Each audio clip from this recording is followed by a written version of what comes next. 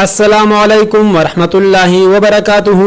عزتمندو په خیبر پختونخوا کې بعضو علاقو کې لګړ بګړ روتی دي چې خاص کر ثوابه کې ډیر زیات دي.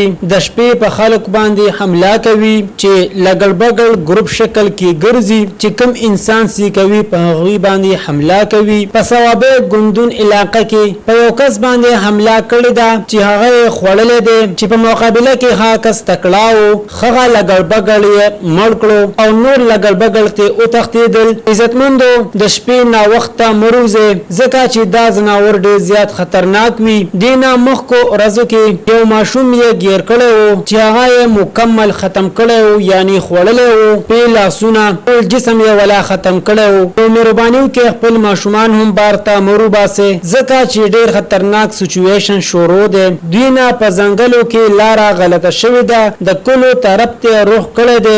زمو حکومت ته دا درخواست ہے چې دی لدی څه ترتیب او طریقه رو باسي زکه کو دا خلک قتلوي یعنی ملکوي نو دی نسل کشي کیږي نسل ختميږي. نو برای مهرباني دا گیر کې او خپل علاقې ځنګل ته ورسوي کو دا سینې نو دوی نسل ډیر په تیزه سره دنیا نه روان دي. عزتمندو دا ډیر زیات پخوانی نسل دی.